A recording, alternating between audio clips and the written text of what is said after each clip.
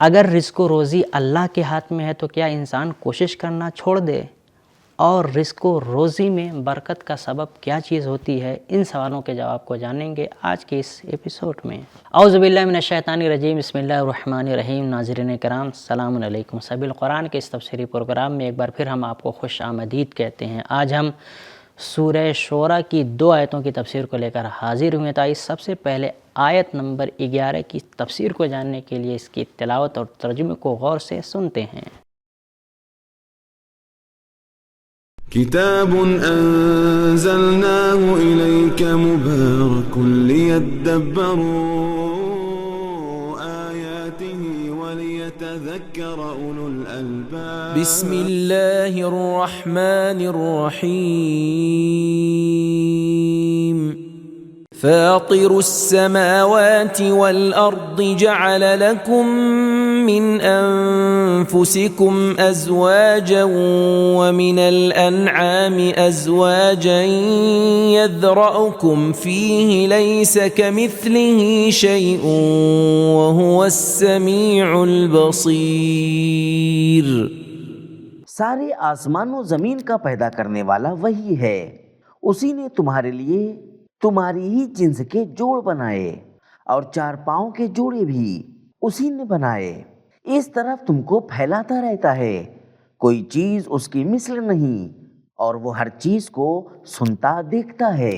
ناظرین، یہ تھی عیسائی مبارکہ کی بہترین تلاوت اور ترجمہ۔ اب اس کے نکات کو جان لیتے ہیں۔ كتاب أنزلناه إليك مبارك ليدبروا نکات۔ لفظ فاطر کا مطلب ہوتا ہے ایسی چیز کو پیدا کرنا جس کی جیسی چیز پہلے موجود نہ ہو۔ البتہ لغت میں فطرہ کا معنی ہے پھاڑنا اور جدا کرنا، اور یہ معنی شاید اس بات کی طرف اشارہ ہو کہ شروعات میں زمین اور آسمان دونوں آپس میں ملے ہوئے تھے اور پھر ایک دھماکے کی وجہ سے پھٹ گئے اور جدا ہو گئے۔ واللہ عالم، اللہ کو کسی چیز کے مثل یا کسی چیز کے برابر نہیں سمجھا جا سکتا۔ وہ حی ہے، یعنی اس کی حیات تمام موجودات کی حیات سے جدا ہے۔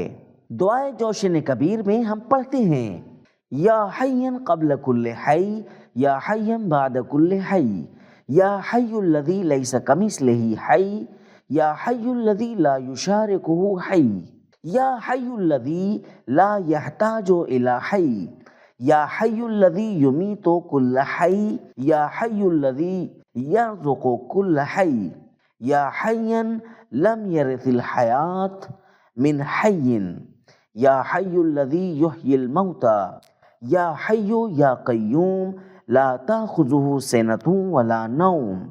اگر اللہ کی صرف ایک صفت یعنی حیات کی طرف توجہ دیں تو ہم دیکھیں گے کہ اللہ ہر زندہ سے پہلے اور ہر زندہ کے بعد ہے، ایسا زندہ ہے جس کی حیات میں کوئی شریک نہیں ہے لیکن دوسرے زندہ کا محتاج نہیں ہے، اور تمام زندوں کو مارنے والا ہے۔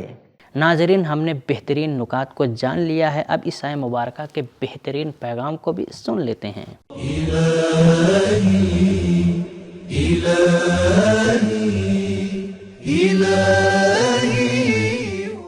پیغام نمبر 1، آسمانوں اور زمین کی پیدائش مکمل طور پر ابدالی اور ابتکاری، یعنی پہلے سے کوئی چیز نہیں تھی، ہے۔ نمبر 2، جوڑوں کی پیدائش کا مقصد نسل کو باقی رکھنا ہے۔ یزرعکم کا معنی ہے تکثیر، یعنی زیادہ ہونا، جو کہ لفظ ازواج کے بعد آیا ہے۔ نمبر 3، اللہ کا کوئی کفو اور ہمسر نہیں ہے۔ انسانوں اور جانوروں میں زوجیت اور جوڑا پایا جاتا ہے، لیکن اللہ کا کوئی ہمسر نہیں ہے۔ نمبر 4، اللہ کسی چیز کی طرح نہیں ہے، یعنی اس کے باوجود اس کا رابطہ ہر چیز سے ہے، دیکھنے والا، سننے والا ہے اور تمام چیزوں پر نظر رکھتا ہے۔ نمبر 5، اللہ کا دیکھنا اور سننا تمام دیکھنے اور سننے سے جدا ہے۔ ناظرین، یہ تھی آیت نمبر 11 کی تفسیر۔ اب آیت نمبر 12 کی تفسیر کو جاننے کے لیے سب سے پہلے اس کی تلاوت اور ترجمے کو غور سے سنتے ہیں۔ له مقاليد السماوات والأرض يبسط الرزق لمن يشاء ويقدر إنه بكل شيء عليم۔ سارے آسمان و زمین کی کنجیاں اسی کے پاس ہیں، جس کے لیے چاہتا ہے روزی کو فراخ کر دیتا ہے، جس کے لیے چاہتا ہے تنگ کر دیتا ہے، بے شک وہ ہر چیز سے خوب واقف ہے۔ ناظرین، گزشتہ آیت کی طرح پروردگار عالم نے اس آیت میں بھی اپنے بندگان خاص کے لیے کچھ نکات رکھے ہوئے ہیں، ان نکات کو جان لیتے ہیں۔ كتاب أنزلناه إليك مبارك ليدبروا نکات، مقالید جمع ہے مقلید کی، جس کا معنی ہے کنجی۔ کنجی کھولنے اور بند کرنے کا وسیلہ ہوتی ہے، اور جس کے پاس زمین و آسمان کی کنجی ہے وہ رزق کو کھول بھی سکتا ہے اور بند بھی کر سکتا ہے۔ دنیا کی کنجی کبھی مادی اسباب ہوتے ہیں جو فیض اور برکت کا ذریعہ بنتے ہیں، جیسے بارش جو کہ زمین کے زندہ ہونے کا سبب ہے۔ فَأَحْيَا بِهِ الْأَرْضِ، سورہ بقرہ آیت نمبر 164۔ کبھی اللہ کے نام ہوتے ہیں جس کا نمونہ دعائے سماعت میں ملتا ہے۔ أَسْأَلُكَ بِاسْمِكَ الَّذِي إِذَا دُعِيتَ بِهِ عَلَى مَغَالِقِ أَبْوَابِ السَّمَاءِ لِلْفَتْحِ بِالرَّحْمَةٍ فَتَحَتْ۔ پروردگارا، میں تجھے تیرے اس نام کے ذریعے سوال کرتا ہوں کہ جسے آسمانوں کے بند دروازے پر پڑھا جائے تو رحمت کے ساتھ کھل جائے گا۔ رزق میں تنگی یا زیادتی اللہ کے غضب یا اس کی محبت کی علامت نہیں ہے، کیونکہ قرآن مجید میں ارشاد ہوا ہے فَلَا تُعْجِبْكَ أَمْوَالُهُمْ وَلَا أَوْلَادُهُمْ إِنَّمَا يُرِيدُ اللَّهُ لِيُعَذِّبَهُمْ بِهَا، سورہ توبہ آیت نمبر 55۔ تم کو نہ تو ان کے مال حیرت میں ڈالیں اور نہ ان کی اولاد، کیونکہ خدا تو یہ چاہتا ہے کہ ان کو آل و مال کی وجہ سے دنیا کی چند روزہ زندگی ہی میں مبتلا عذاب کرے۔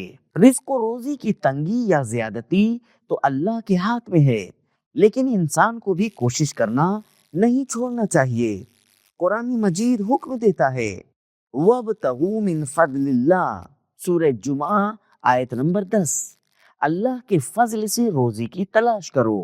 رزق ہمیشہ مادی نہیں ہوتا، کیونکہ ہم دعا پڑھتے ہیں اللہم ارزقنی توفیق الطاعہ وبعد المعصیہ، پروردگارا اپنی بندگی اور گناہوں سے دوری کو ہمارا رزق قرار دے۔ قرآن مجید نے ہمیں رزق میں زیادتی کی کنجیوں کو بتایا ہے۔ لَإِن شَكَرْتُمْ لَأَزِيدَنَّكُمْ، سورہ ابراہیم آیت نمبر 7۔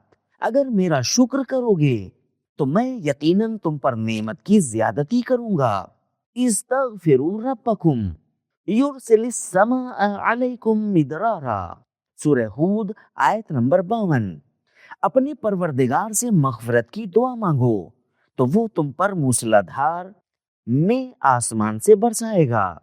وَمَن يَتَّقِ اللَّهَ يَجْعَل لَّهُ مَخْرَجًا وَيَرْزُقْهُ مِنْ حَيْثُ لَا يَحْتَسِبُ، سورہ طلاق آیت نمبر 2-3۔ جو خدا سے ڈرے گا تو خدا اس کے لیے نجات کی صورت نکال دے گا اور اس کو ایسی جگہ سے رزق دے گا جہاں سے وہم بھی نہ ہو۔ ناظرین، نکات کو جاننے کے بعد اب عیسائی مبارکہ کے بہترین پیغام کو بھی سن لیتے ہیں۔